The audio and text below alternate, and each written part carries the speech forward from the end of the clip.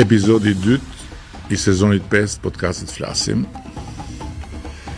Le të nisim me shënimet e javës. Para pak ditësh, para kënaqësinë vizitoi klubin e Realit Madridit. Me ftesë të presidentit legjendar të madrilenëve Florentino Perez. Së shpejti do të hapet rruga që pas akademisë Manchester Cityt, edhe shkolla e famshme e futbollit e Realit Madrid vinë në Shqipëri. Jo në Durrës, po në Vlorë. Ku dua po ashtu të sjellë dhe Universitetin e Sporteve të Realit Madrid, që është një qendër ekselencë e arsimit të lartë, e cila formon profesionistët e sportit, nga menaxherët tek mjekët sportive me radhë. Betejë me zjarret e verës së ardhshme ka nisur që tani. Mësimet e reja të vitit janë kthyer në masa konkrete për sezonin e ardhshëm të përballjes me zjarret. Është bërë inventari i plotit dëmeve në banesa dhe në krerë baktish, të cilat do të shlyhen me pagesa të drejtpërdrejta nga buxheti i shtetit. Ndërkohë do të investojmë shumë fort për të rritur kapacitetet e trupës zjarfikësve, të cilët do të përfshihen në të njëjtën skemë të rritjes së pagave të forcave të armatosura.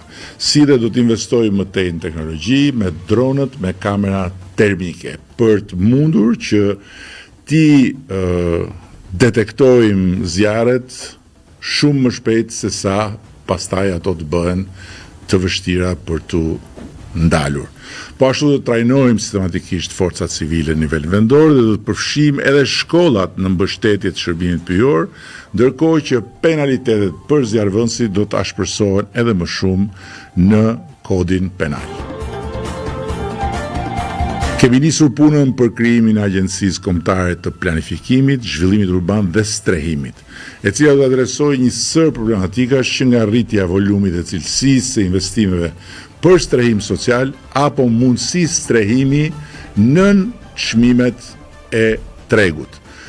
Tek fuqizimi i njësive vendore me kapacitete në fushën e planifikimit dhe deri tek lehtësimi i proceseve të zhvillimit urban. Kjo agjenci do të administrojë dhe menaxhojë edhe fondin e gjelbërt, të cilin do ta krijojmë me kontributet në pemë, që sipas ndryshimeve të reja ligjore që tani më janë në fuqi, janë detyrim i ndërtuesve në raport me metrat katror për ndërtim.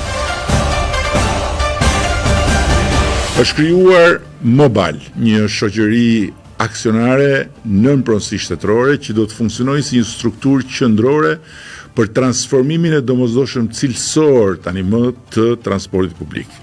Kjo shoqëri do të sigurojë operimin në një standard të lartë të shërbimit transportit publik ndër qytetës në destinacione turistike, operimin e shërbimeve të transportit shkollor, përfshirë transportin e nxënësve dhe punonjësve arsimor, organizimin e një sistemi transportit publik ndër qytetës, modern, efikas dhe gjithëpërfshirës në të gjithë vendin nëpërmjet digitalizimit të sistemeve të biletimit dhe të monitorimit në kohë reale dhe natyrisht kjo që thash është në fazën e dytë dhe jo me njëherë.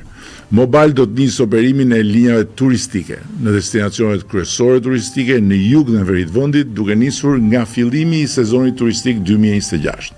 Ndërkohë transporti shkollor për nxënës dhe punonjës arsimor do të pilotohet në disa zonat përzgjedhura, duke nisur nga shtatori 2026. Dhe mjetet do të prodhohen këtu në vend. Më në fund, edhe pagat e orkestrës së Radio Televizionit Shqiptar u rritën dhe u barazuan me pagat e orkestrës së Teatrit Kombëtar të Operës dhe Baletit, të cilat ishin rritur më parë dhe ky është një lehtësim për mua dhe për ne, sepse tani më nuk jemi duart lart nga pamundësia për të mbështetur disa kategori profesionistësh të vendi, të cilët nuk janë forca që mund të mbijetojnë tregut lirë, por ama janë një burim i çmuar dhe i pasvendësueshëm energjie për kulturën tonë kombëtare. Shqipëria është tashmë antare e plot e SEPAS, zonës pagesave të vetme në euro. Dhe nga data 7 tetor e këtij viti, qytetarët dhe bizneset shqiptare mund të kryejnë transferta në euro me vendet e Bashkimit Evropian me komisione shumë më të ulta se deri më sot dhe me të njëjtat rregulla si të ishim vend antar i Bashkimit Evropian.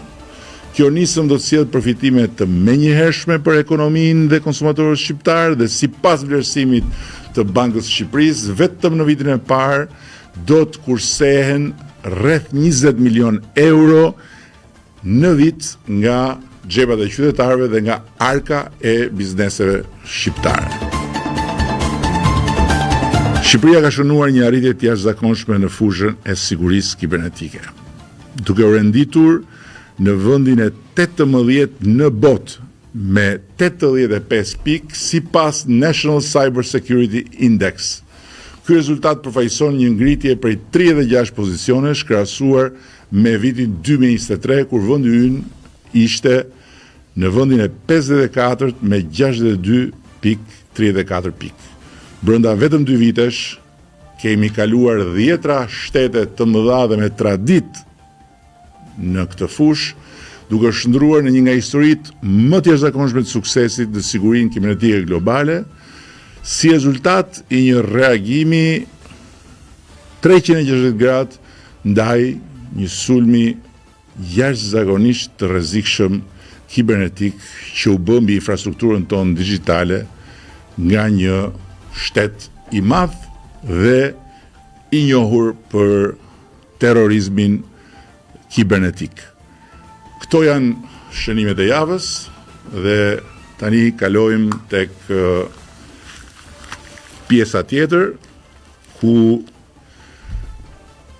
kam të ftuar dikë që ka vetëm 3 javë në Shqipëri, pas 29 vjetësh jashtë Shqipërisë, në maja të karrierës si profesioniste në fushën e mjekësisë, por edhe si menaxhere në disa struktura të ekselencës botërore në mjekësi, profesore Evis Salën, ministren tonë të shëndetësisë dhe mirëqenies sociale.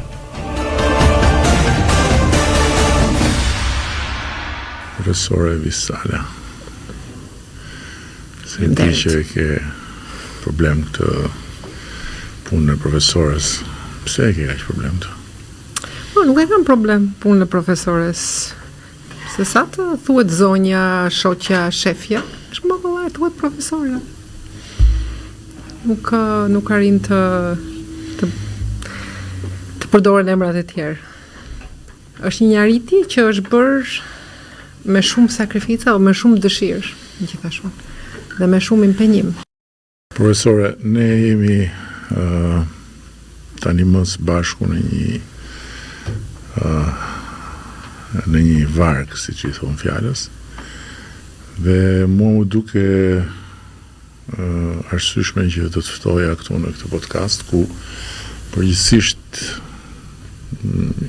kemi shmangur bisedat me njerëzit brenda rrethit, përveç se në raste specifike për para zgjedhjeve ose për individ specifik, por në rastin konkret them se ja vlen që bëjmë të bashkëbisedim edhe për faktin se ndër të tjera më kanë pyetur disa njerëz që po pse për shembull duhet vinte Evis Sala në Shqipëri, ndërkohë që sipas tetar, sipas meje, pas ke pasur gjithë atë karrierë të shkëlqyer, pas ke kapur gjitha majat, sa në Amerikë, sa në Angli, sa në Itali, pse duhet vinte në Shqipëri, duke qenë atje mirë bukur, për çaj duhej kjo punë. Dhe natyrisht ka gjithmonë dyshime në natyrën tonë shqiptare për çdo gjë. Kështu që nuk besoj që dyshimet do fashiten ndonjëherë, por ja vlen që ta provojmë të përgjigjesh ti kësaj pyetje këtu. Njeriu nuk e kupton ndonjë kur i ka gjërat në terezi, sepse shkon në një sistem që është autopilot, do të thënë arrin një balans, i fiton gjithë dhe kjo më ka ndodhur kur kam lëvizur për shkak nga Kremlin në Rom. Gjithçka ishte perfekte, ecnin gjërat, po filloi që adrenalina ul. Vizioni mbase doja të bëja gjëra të tjera dhe jo sistemi, por mbase dhe ekosistemi nuk arrinte që nuk të jepte hapësirën pa asnjë lloj dashakesie, nuk të jep hapësirën që të bëje atë hapin tjetër. Tani përkthehemi te pyetja, është dhënë çik adrenalin. Kam përshtypjen që niveli i adrenalinës dhe i kortizolit filloi të ulej vitet e fundit. Të paktën të 3 javë kam provuar që është I'm loving it.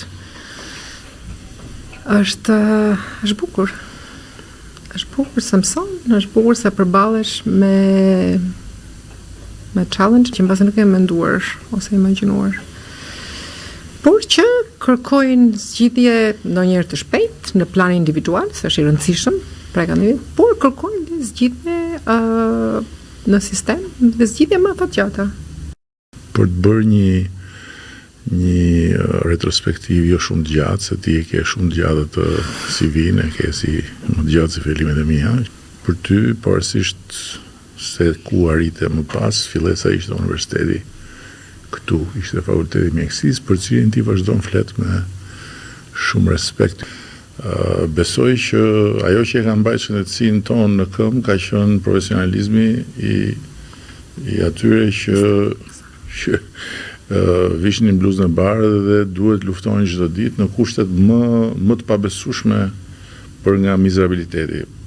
Dhe patjetër që në këtë proces me siguri ka gjëra për të kujtuar çfarë kujton për mirë në atë periudhë të mërshme.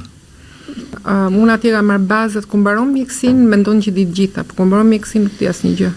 Është një thënie, kur përballesh pastaj me pacientin, kur përballesh me jetën e të mërshme, kam parasysh nga instrumenta në dispozicion, nga kushtet, këto nuk kam parasysh të mërshme nga pikpamja zhvillimit. Se është vërtet që pastaj u bën të mërshme nga gjithë anët, jo aty e kisha fjalën tek.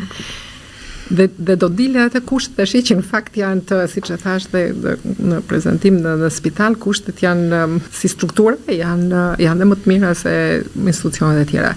Simpliciteti është sepse mjekët ishin të përgatitur dhe të krijohesh mundësia ishte koha që teknologjia nuk ishte avancuar, kështu që profesioni mjekut bëhej me zemrën, me shpirtin, me dëshirën, me pasionin për ta bërë dhe me ato kushte që kishte, domethënë ishim shumë larg në teknologji me vendet e tjera.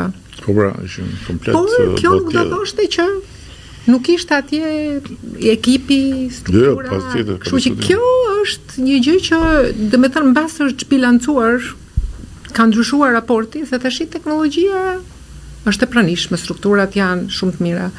Tash sigurisht që ka probleme, se mos kishin probleme. Nuk do kishe, mos kishe kriza, nuk do kishte oportunitet. Mos kishe probleme, do të vinte radha ty që të thireshe në krye detyrës dhe ty mirë se gjithsesi je fushës e tjerë, po mos kishte probleme si do të vinte radha një piktori që të bëj kryetari i partisë më të madhe të vendit, që të bëj kryeministër, që të bëj kryetar bashkie, domthonë pikërisht se problemet kanë qenë të një natyre dhe janë një natyre të veçantë dhe sfida nuk do ishte aq e madhe sa thoshë bim hajde se po vi. Është dhe sfida që të sjell. Në një farë mënyrë këtu shkon në nivelin tjetër të menaxhimit. Në rast se ishte vetëm karriera e mjekut, unë as do ta merrja përsipër riskun, sepse mjekët nuk është dhe se kanë shkëlqyer kur është dhënë detyra që të menaxhojnë dhe thjesht menaxhojnë. Po në rastin konkret arsyeja është pikërisht sepse ti ke menaxhuar struktura, ke qenë si thosh në pozitën e organizatorit dhe drejtuesit dhe koordinuesit të strukturave, jo thjesht në pozitën e ekspertit, specialistit, profesorit. Nëse mund të shoh një gjë tjetër, është edhe eksperiencat e ndryshme, sepse sistemet shëndetësore ku kam punuar dhe menaxhuar kanë qenë shumë të ndryshme. Anglia, Amerika, Italia kanë sisteme ndryshme nga Shqipëria. Dhe është një mënyrë, domethënë përgjegjësia tjetër është që është një mënyrë për të zgjedhur, jo kombinuar, jo marrë, po zgjedhur dhe peshuar çfarë gjë të mirë ose çfarë ishin gabim. Unë shoh në përgjithësi jo vetëm në sisteme, por edhe në eksperiencat me një mend, që shoh edhe çfarë kam bërë gabim. Po çfarë të bëri më shumë përshtypje, çfarë të trëmbin thonjza më shumë si sfidë? Kur i ka nga Shqipëria. Po, kur shkove në Cambridge. Kur i ka nga Shqipëria në Cambridge, unë bëra një doktorat, kështu që spitali nuk e provova në ato në kuptimin e të ditës së preshme, të përditshme. Sfida ishte se shkoje, së mos për doktorat ishte epidemiologji dhe biostatistik, atë që tani në biostaj ku ishin fillesat e artificial intelligence, no? Në atë kohë. Kishte sfidën e vetë, sepse vija nga një sistem që nuk kishte qenë aq i përparuar në këtë fushë. Kur merr një rrugë të re, sidomos kur ndjehesh kur shkon në një botë tjetër, me një familje të re, me shumë nuk është aq e thjesht, nuk është se shkon vetëm dhe je 18 vjeç edhe shkon në një moment që domethënë është më i komplikuar se sa vetja jote. Del për te vetes tënde. Është ai jo inati, po këmbgulja për ti bërë gjërat mirë. Doja të thosha nëse mundem një episod të vogël për të kuptuar pak. Kur bëra PhD në Cambridge në fillim ishte bëja master përpara për ato vajta. Dhe kur dilin rezultatet e provimeve 3 që i dilnin më të mirë, i ofronin mundësinë për të bërë doktoraturën. Masi më shkon dhe mua mundje që në 15 veta që ishim në master, ne do dilja unë në vendin e dytë. Sepse ndonjëherë njeriu nuk i di dhe aftësitë që ka. Dhe kur më thiri profesorin, do t'japim dhe unë i thashë, nuk ri unë këtu, pse do ri këtu të bëj doktoratën, kur kjo isha 96 pa filluar trazirat në Shqipëri. Nuk do ri këtu, sepse këtu në Angli është koha e keqe, gjitha disa gjëra që nuk mund të, më mungon familja, hahet shumë keq, se në atë kohë hajë vërtet shumë keq në Angli ushqimesh. Gjitha një sër njerëz. Dhe dola dhe kur filluan gjithë trazirat, mbas që ishe punë 2 javësh, u ktheva dhe thash të gjë, unë sigur të kem atë doktoratën mbrapsht edhe sepse unë nuk dua të rritesh kështu, tash të kaloj në person. Ai profesori tha, një burr shumë elegant nga Oxfordi, kishte marrë matematik, tha se unë jam thënë atij që është numri 3 dhe atë tretë jam aty numri 4, tha, domethënë mirë kishte bërë ai si. Okej, thash. Megjithatë tha, nga që ishte e dinte që do të t'jap një mundësi për të bërë një doktorat në Open University. The rest është vetja është histori, sepse mbas asaj u futa në specializimin e radiologjisë në Cambridge dhe të tjerat vazhduan. Pastaj futesh në sistem dhe futesh në një farë mënyrë të mbredh ajo të merr rrjedha. Por që bazat vijnë nga këtu. Pastaj mbas Cambridge shkove në New York. Unë bëra një fellowship, mbasi mbarova specializimin në radiologji në Cambridge, pra një fellowship që është e zakonshme në përgjithësi në imazhinë onkologjike në research në Sloan Kettering, në Memorial Sloan Kettering Cancer Center, dhe pastaj u ktheva, ishte një vit u ktheva në Cambridge pra. Por në New York, tamam në Amerikë, vajta për 6 vjet që drejtova imazhërinë e trupit. Ishte një eksperiencë shumë e bukur. Jo, sepse më dha një dimension menaxherial, ishte i pari vend që më dha një dimension menaxherial, por sepse më dha një dimension multidimensional. Shumë planësh, se tani duhet bësh stërvitje që me Shqipen këtë periudhë. E ti. Shumë planësh. Po tash 29 vjet shumë planësh. Po. Sepse atje mësova pjesën, unë jam imazhëriste onkologjie, mësova pjesën e gjenetikës, ishin startup-i, ishte kultura startup-it, qëllova tamam në kohën e bumit, mësova shumë, mësova pjesën e radioterapisë, mësova gjëra që nuk ishin të radiologjisë. Dhe tash e realizoj që i kanë qenë mbas eksperjenca më e vlefshme në jetën time dhe pastaj duke u rikthyer në Cambridge sigurisht gjeta vendin po në të njëjtën mënyrë, po pjesa në Sloan Kettering ishte një mësova ekosistemin. Që ekosistemi nuk është kollaj ta mësosh, nuk e mëson dot as në libra, as në. Po pse u ktheve nga New Yorku prapë në Cambridge? Qelloi njëri tjetër që mendoi që mund bëja ndryshime, domethënë se dhe më thirrën. më thirrën në Cambridge, në atë kohë pati u dha një grant i madh nga Cancer Research, to ta them anglisht sa shuhet emrin, nga Cancer Research UK, për të krijuar programin e imazhrisë së kancerit në Cambridge, në komplet në gjithë zonën, domethënë një zonë që është gati 2 milion, pak a shumë, në 1.8 tash si Shqipëri. Dhe ajo atë ku tha për pjesën e aplikimit translation, aplikimit për në onkologji. Dhe sigurisht kishte edhe pjesën klinike. Ajo është shumë e bukur sepse gjërat që zhvilloheshin në Cambridge është si shumë universitetet që janë të avantgarde, ka pjesën e zhvillimit dhe pastaj ka edhe pjesën e aplikimit. Dhe shumë mund të mund të ketë vetëm aplikim, që nuk është gjë e gabuar, varet nga. Dhe atje në kthim ishte një ekosistem tjetër se lidhi jo më vetëm këto që folën për onkologjinë, për lidhi matematikën, lidhi AI në mënyrë në development, në zhvillimin, aplikimin me aplikimin në klinik. Dhe pastaj Hapi tjetër. Tash apat i kanë bërë me kërkesë, nuk i kanë bërë vullnetare. Kështu që vazhdon trendi. Po janë përputhur me kohën, me momentin. Janë përputhur me kohën, janë përputhur me momentin në retrospektiv, në fakt, janë përputhur momentin që mbase u mësova si shumë me atë që po bëja dhe nuk e kam kuptuar, e kuptoj kur lëvizun sa më bukur është hapi tjetër. Nuk e kuptoj në momentin. Po se normal, se njeriu kur gjendë përpara një zgjedhje për të ndryshuar mënyrën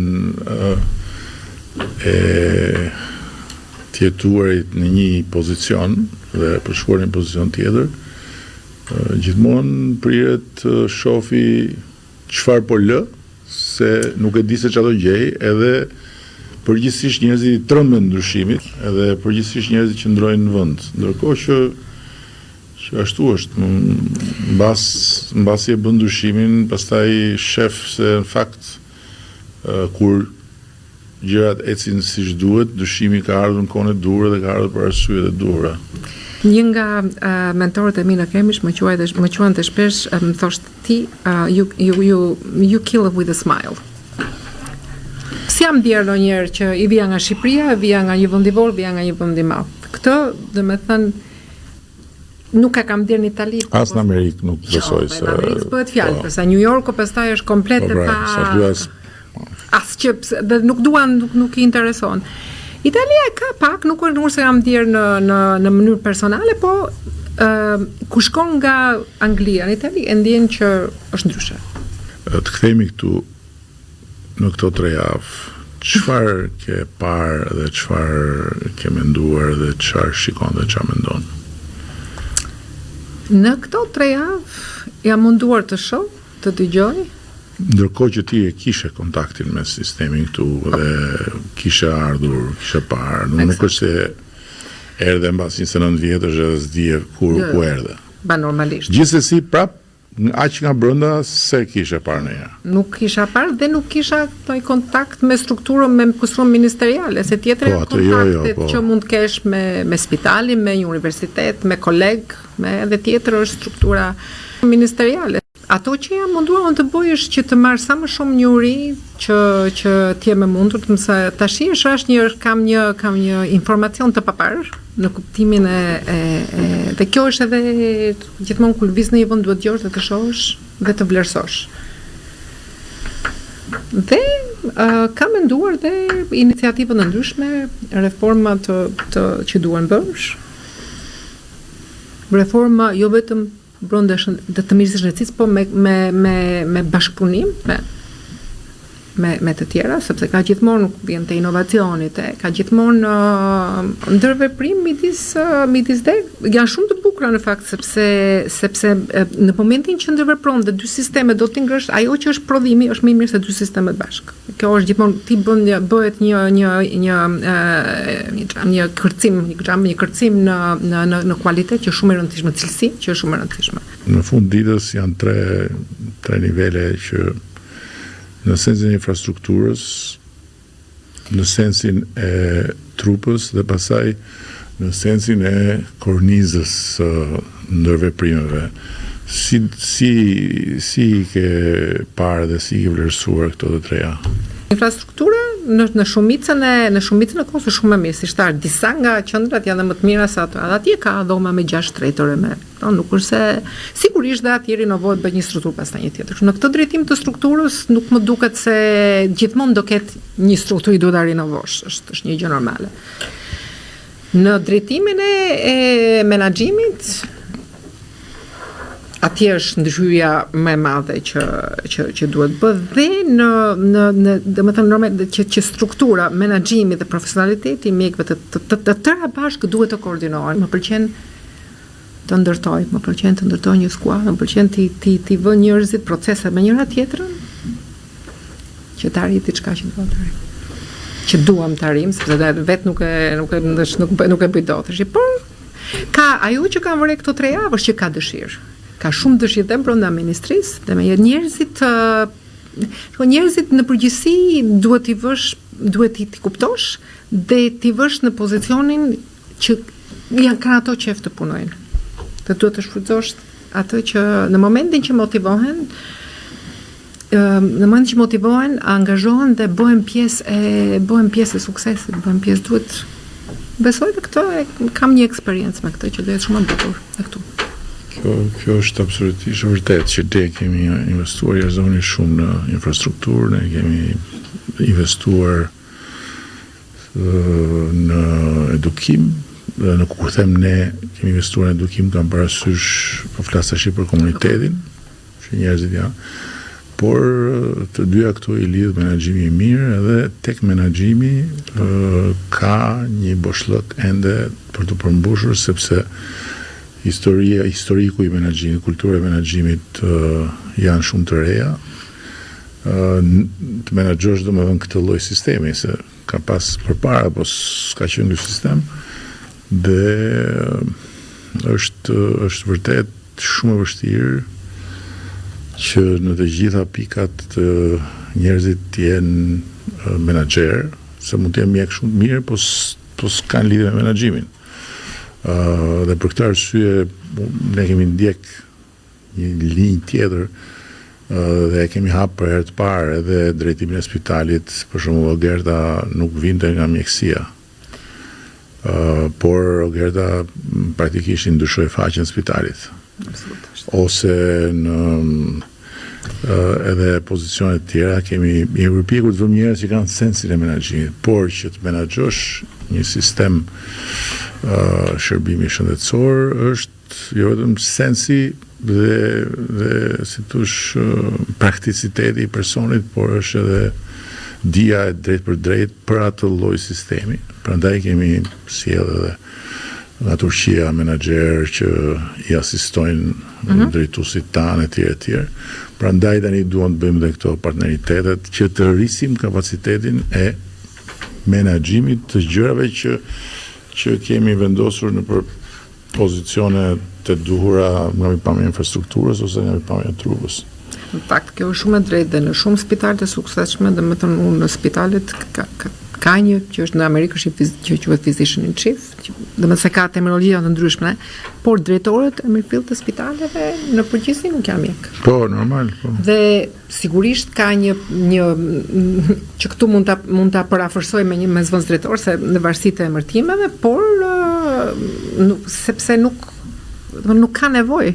Në qoftë se lidhjet domethënë bashkëpunohet mirë me shefat e departamenteve të shërbimeve, s'ka pse drejtori të jetë mjek. Më mirë bile si drejtori nuk është mirë. Patjetër. Kjo për spitale të mëdha tash, dhe spitale më të vogla, më të specializuara mundet që drejtori të jetë mjek sepse ka atë specialitet, qoftë se spitali është i fokusuar në një patologji të caktuar, sepse ajo bën sens, mbase ka kuptim, por në gjëra të mëdha, sidomos që janë spitalet siç është që thotë dhe spitalet të mëdha, është bën sens komplet, ka kuptim që drejtori të jetë teknik.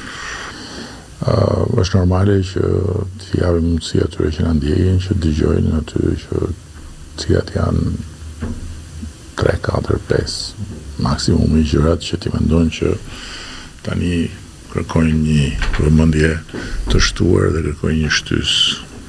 Janë disa gjëra kryesore që kam menduar, nuk janë gjëra që mund të arrijnë efektin final në një vit, sepse po unë i shoh si gjëra që do kenë indikatorë që do plotësohen mbas disa muajsh, mbas një viti do kenë, por efekti final do jetë në 4 vjet, në 5 vjet, sepse një nga gjëra kryesore është reformimi i mënyrës se si atij që sot e quajmë fondi i sigurimit, sepse duhet vërtet të rregullojmë mënyrën se si menaxhohet mjekësia. Mjekësia ka një kosto, domethënë nuk është se vjen, nuk është se është falas të qytetarit, por nuk është falas. Mjekësia kushton, por ne kur te qytetari domethënë paguhet nga shteti.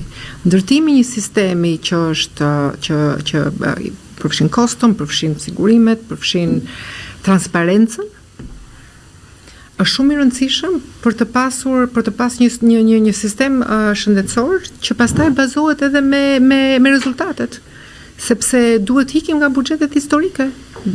Mënyrës se si duhet të financohet shëndetësia që prap tek pacienti do shkojmë me një sistem që do të thënë falas në pikë tek pacienti, duhet menaxhuar në mënyrë të tillë që të në bazë të rezultateve, sepse atëherë asnjë nuk do bëj përpjekjen që unë do marr të njëjtën gjë siç për atë si mora vjet unë do bëj si vjet ose më pak se vjet. Është fare thjeshtë ajo. Si kjo është një proces që dhe kam dhe grupin e punës për të sigurisht bëhet propozimi për të. Një nga pikat e tjera që kam dhe një lloj përgjegjësie personale, duke qenë se vi nga fusha e kancerit, nga fusha onkologjisë, dhe ajo që është e prekshme, për të thënë vërtetën, është trajtimi onkologjik, aksesi i plot në banat onkologjike, por me një protokoll të saktuar. Këto duken gjëra të vogla, por këto kanë financiar risen pak kënaqësitë që nuk ka. Në këtë sens nuk kam menduar si një organizim të qendrës të networkut nacional të kancerit. East Anglia, në Angli, pjesa që është gjeografike quhet East Anglia, aq ka 1.800.000. Koordinohej nga qendra në Cambridge, pra në të gjitha spitalet ishin të njëjta protokollet që ishin të lidhura, të njëjta protokolle, i njëjti standard, bëhet kimioterapia, jo vetëm se s'ka mundësi që disa gjëra bëhen vetëm, po është duhet të sjellë shërbimin të pacientit, jo pacientin të shërbimit. Kjo është tash për ca gjëra, do të sjellësh ka ca procedura shumë specifike, ajo bëhet çohet në një ca operacion shumë specifike, procedura, transplante, mbase hyn dhe me digitalizimin, pasi se tash si diagnostika, domethënë çdo gjë që bazohet radioterapia që bazohet me diagnostikën, është digjitale, është të gjithë sistemet duhen lidhur. Dhe bëhet prediktive pastaj sepse duhet të ketë akses, nuk ka s'do ta përsërisësh ti imazhin kur e ke bërë në një qytet tjetër, ku ti mund ta shohësh është qendrore. Gjëja tjetër që është kryesore është shërbimi primar, po shërbimi primar lidhet edhe me diagnostikën, nuk mund të vish në spital për çdo lloj gjëje. Për të shtuar një element që kemi diskutuar edhe bashkë, që sepse menaxhimi është sfida më e madhe, administrimi dhe administrata, se në momentin kur mjeku hyn në sallën e operacionit, aty është ai dhe është shkenca e tij.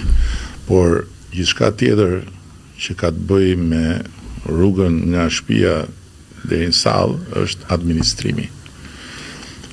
Administrimi është një sfidë shumë e madhe dhe në kushte të tjera do ta kishim të pamundur ne që të flisnim për një gjenerat transformimi. Por në kushtet kur kemi teknologjinë, kemi tani dhe inteligjencën artificiale, ne mund të bëjmë kapërcime të mëdha edhe në shëndetësi për të mbushur boshllëqe të cilat përndryshe do donin shumë vite, sepse kultura e shërbimit në administrat është gjë që formohet jo se duam ne, ose se tham ne, po sepse bëhet pjesë e të qenit të një shoqërie dhe të një shteti. në këtë aspekt kemi folur, edhe në këtë aspekt besoj që do bëjmë diçka historike për shëndetësinë.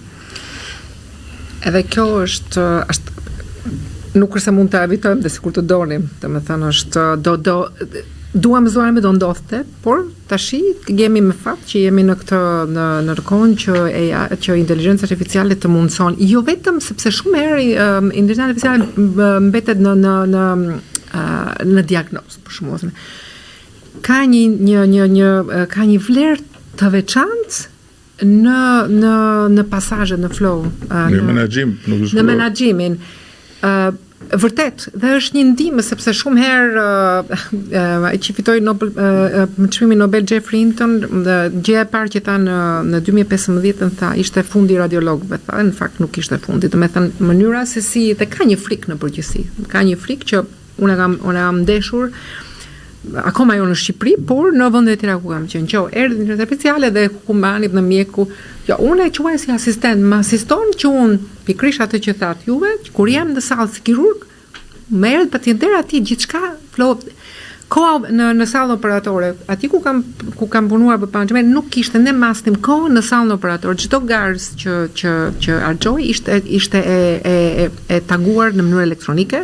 Dhe pastaj dilte në mënyrë kostoj e gjithçka e. Po nëse do të pyesnin nga 1 deri në 10, sa optimiste je që në fund të kësaj dekade që përkon me fundin e këtij mandati, gjërat që do të dëshiroje të shihet materializuara në sistem të materializohen? Unë kam tendencën të jem shumë optimiste, prandaj bëj dhe këto lëvizje. Jam optimiste dhe mbasi kam kaluar këto 3 javë këtu, sepse bazat që duhen për të arritur objektivat që i kemi vetes janë. Thjesht duhet punuar për ato pika që folëm në mënyrë që të koordinohen dhe të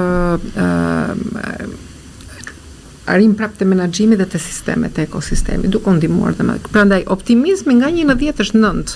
Por unë jam optimist. 9 e kam, po do thosha edhe një gjë tjetër, se optimizmi lidhet dhe me hapësirën që jepet njeriu të bëjë atë që do të bëjë, kështu që duke qenë se hapësirën e kam, atëre optimizmi është 9. Tash për mos thënë që 11 nga 10, se pastaj do dukej pak si çudi. Jo, edhe unë besoj që bazat janë, sepse është bërë një punë shumë e madhe për të hedhur këto baza, por është si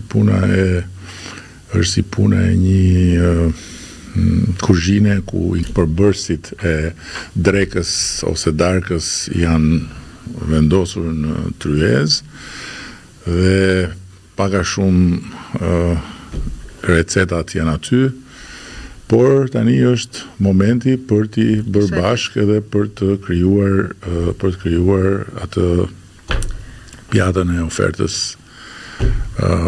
së shërbimit që faktikisht tjetë plot dhe e gjitha është frym skuadre dhe menaxhim. Kjo ishte profesore Visala, ministre jone sapo futur në frontin e betejës për transformimin e mëtejshëm të shëndetësisë dhe të mirëqenies sociale, u fokusuam tek shëndetësia për hapësirën modeste të këtij bashkëbisedimi, por shkojnë bashkë të dyja dhe unë kam besim që me optimizmin 9 nga 1 deri në 10, nëse në fund rezultati do të jetë 7, do të jetë një transformim realisht i madh i prekshëm, i mëtejshëm në sektorin jetik të shëndetësisë. Faleminderit.